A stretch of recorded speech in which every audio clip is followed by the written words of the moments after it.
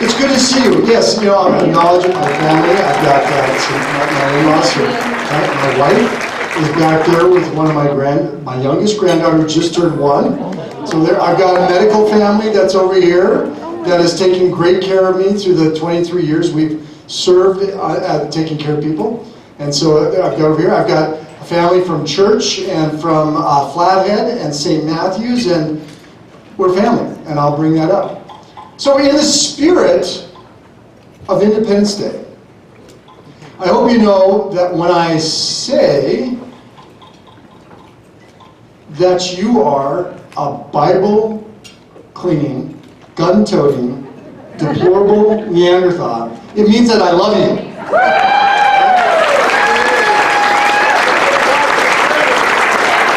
That's right. And really, I love you because of a couple things. Number one, we are a family. Some by marriage and by blood of inheritance. Some by the mutual bonds of work and profession. But we all are here today because we're here by the bonds of the blood of patriotism. By our principles of, and basically for our commitment to the Declaration of Independence and the Constitution. And for that, we're a family. There's other things. Like you, I am pro-American. Yes. I'm pro-Constitution, pro-God, pro-life, pro-national security, pro-legal immigration, pro-school choice, pro-sheriff and law enforcement, pro-Bill of Rights, especially the 10th Amendment, as we will speak about today.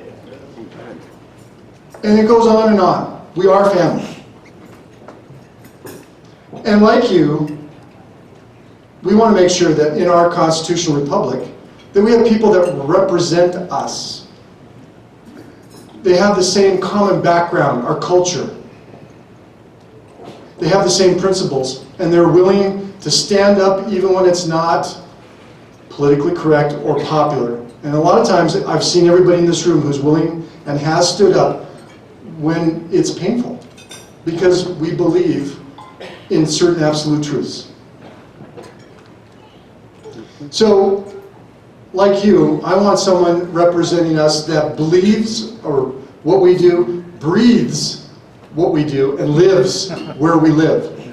And with that, I would like to say that with your consent, I humbly announce today in front of you that I am jumping into this race for the Western Congressional District for the next Congress seat for Montana.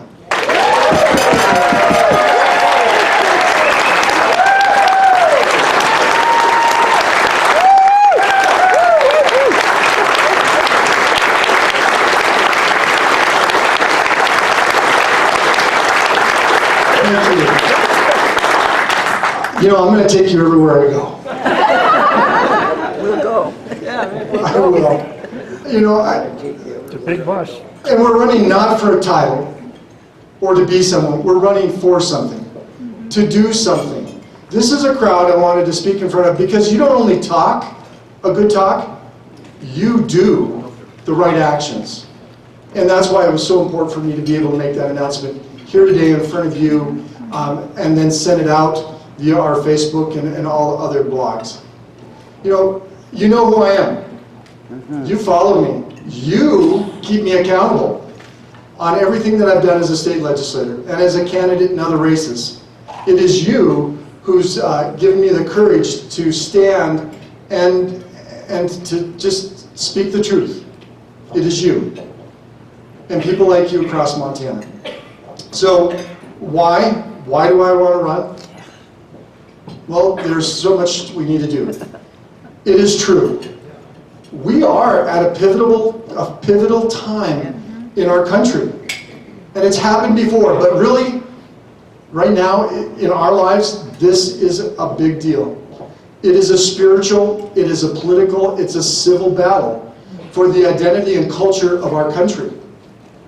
And we've seen in our state, we've seen people move here because they want what we have, and that is freedom and the right to determine for ourselves what we're going to do and not have some city government, some county government, some state government somewhere else in a blue state that tells them how they're going to live and what they should expect. No, they come here. And so I'm running so that we can take this freedom and liberty from Western Montana, fight for it so it stays here, and then expand it through the rest of our country. That's what we do.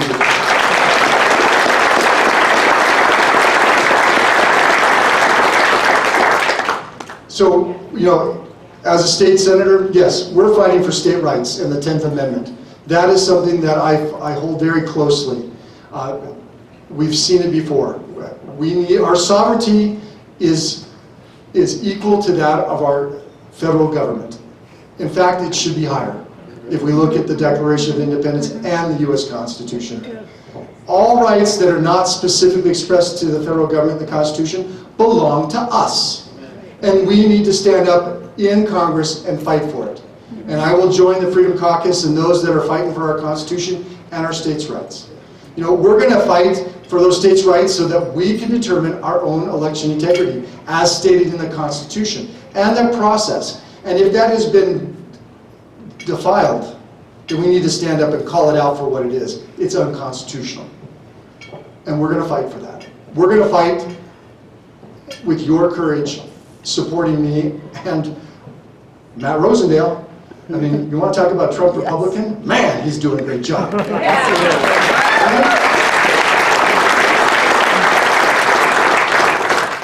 But we're going to fight. It's time to end that humanitarian crisis, the worst humanitarian crisis in our country down on the southern border. It is unconscionable that people are lured to come to Montana with the promise that their children will get an education and a better life, only for them to die along the way or to be trafficked into the slave world or the drug world, you know, on a false promise. Our borders are not protected by our federal government. They are controlled by the Mexican cartels. And that's got to stop. It's got to stop as soon as possible. Right?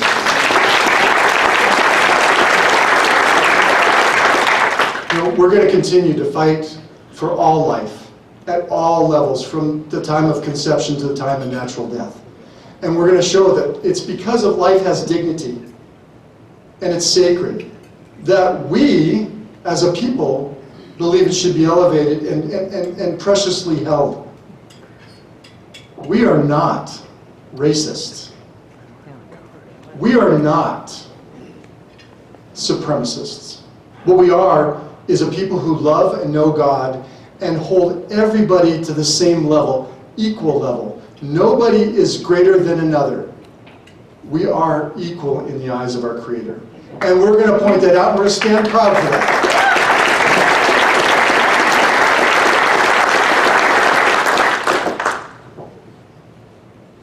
It is,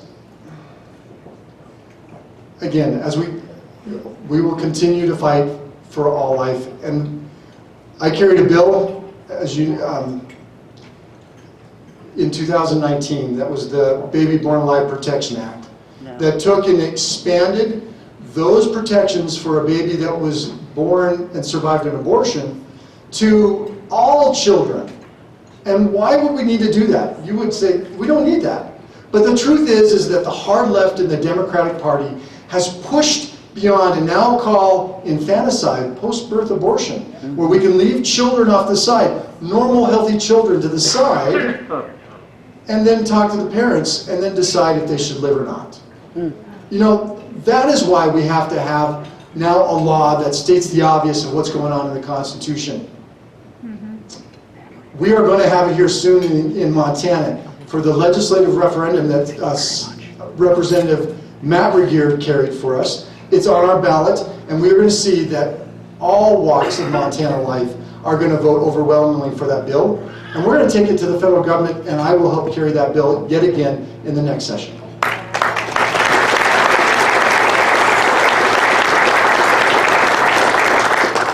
So we're gonna fight, because it is a fight. There is no negotiation or settlement. What we see from the hard left is if you're willing to negotiate or compromise on one thing, then you might as well, you've given up everything. it is going to be a battle of we have to take the House in 2022, and heaven forbid if we don't, we're going to have to use every parliamentarian procedure, everything in the House rules to slow down that hard left agenda that's driving us towards socialism. It's clear. It's a battle, and we need to fight. Compromise, negotiate. Boy, I don't see that from the squad. I don't see that from that hard left. All I see is them marching forward and trampling our Constitution and pushing forward. And like you, I will represent you as the tip of that sharp spear, and we're going to say no more. You will not take any more ground against our Constitution, our constitutional republic, and if you do, you will cost you dearly as you move forward. And we will do that.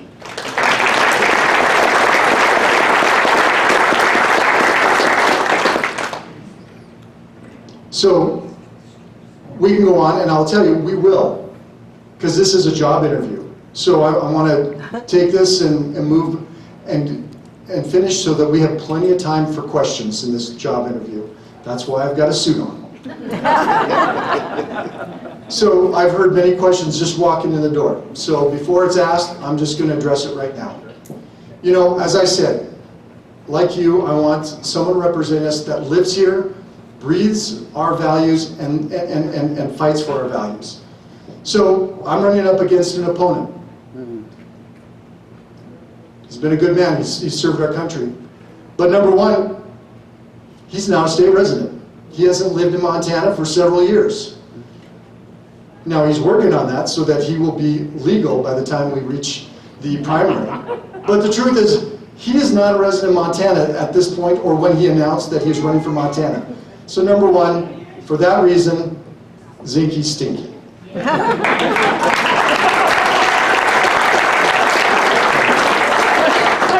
Number two, you know, we both are trying to take and claim the issue of being a conservative voter. Well, whose definition of conservative are we going to use? Well, you know, my opponent and I both lay roots into being a Reagan Republican. Okay? So what did Reagan say about conservative voting? He said that, look, I can work with anybody in the Republican Party as long as they are 80% conservative. We agree 80% of the time, we vote together 80% of the time. Okay, that's a good definition to me. Well then, who is the standard bearer of that conservative decision? Well, let's look at the American Conservative Union. They are the oldest conservative activist organization. They are CPAC. It's Matt Schlapp. But they have taken that mantle, that principle of conservative issues and who is conservative, and they have been very careful to record the votes of all state legislators and federal legislators. Well, I'm happy to say that I stand before you, and the ACU says that my lifetime conservative rating is 88%, and therefore I exceed the threshold of President Reagan.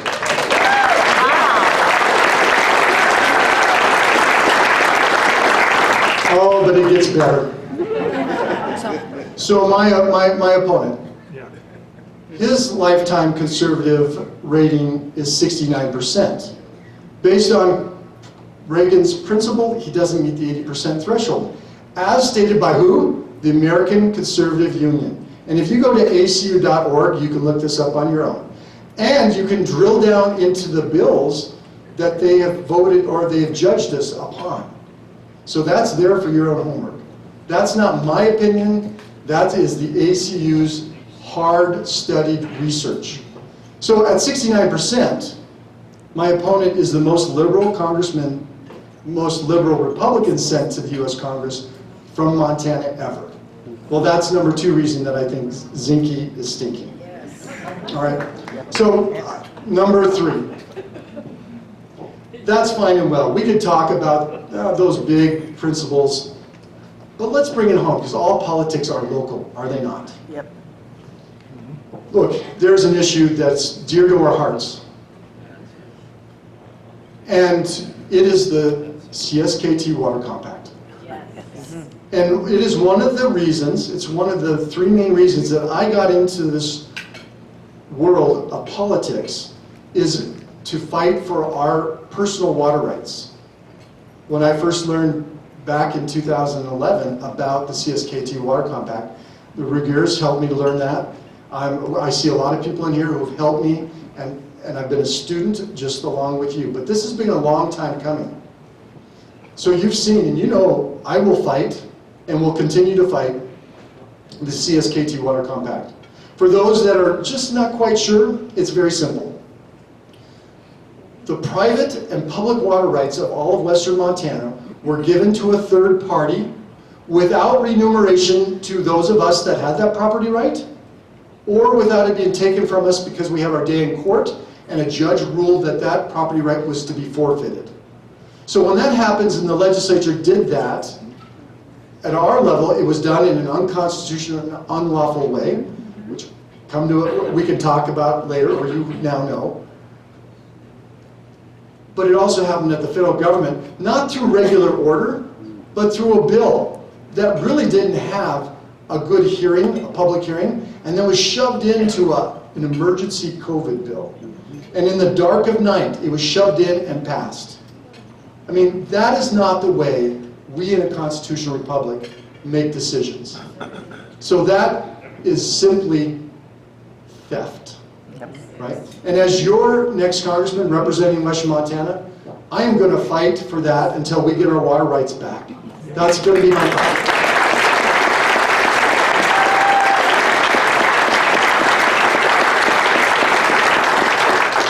Now my opponent, number one, he publicly stated that he was in support of that bill. And number two, when he was in a position as the Secretary of the Interior Department, he could have helped mitigate the situation. I mean, at that time, because we as state legislators argued with the Department of Interior, and what they said was, you know, in 1966 with the Indian Claims Commission, there was basically a compact with all the federal tribes where the United States government paid millions upon millions of dollars so that all federal tribes would be made whole for their forfeiture of all of their Aboriginal rights, and also for any that they grievanced with throughout the 1940s to the 1960s, or could have grievanced. That includes land and water. And they were paid for it. That basically was a compact. But the Department of the Interior decided that for some reason, in their own opinion, it didn't include water. That is how they were able to get around and, again, steal our water. Simple theft. My opponent turned his back on us. He didn't help us. When he was in the prime position as the agency director, he could have at least mitigated that situation that made it easier, or he could have protected us. Why? Why didn't he? That's a question that he's going to have to account to us. I mean, that's up to him. I can't speak his mind. But I'll tell you, that reason, just on the water compact, with him being in favor of it and I'm opposed to it, I'm going to bring that out, and we need to really drill into that issue. And so that's the third reason that I find that Zinke is stinky. Now we could go on, and it's based on our voting records and where we stand. And that's where I believe that we're going to continue to fight that fight and go, and we need to have that debate, and you need to hold us accountable for our voting records. So before we get to that point where I'm now going to be putting myself in the hot seat of that job interview, remember, we're family. Right? We're family. You know, this family has a name. And our name is USA. That's our name. Can you feel it on the tip of your tongue? Can you taste it? It's our family. That's our name. Can you say our name? USA. Oh, come on, you do better than that. Can you say our name? Say our name. Say our name. Say our name. Man, I love you. I absolutely love you. So with you tonight, I pledge my family's lives, fortune, and sacred honor to defend and protect our United States Constitution in the honor of the Declaration of Independence. And will do so against all enemies, foreign and domestic. I swore that oath at age 22. I reaffirmed it as a state representative and as a state senator. And I hope with your backing and your support, I can do it again in the U.S. Congress. God bless our state, you, and God bless the United States of America.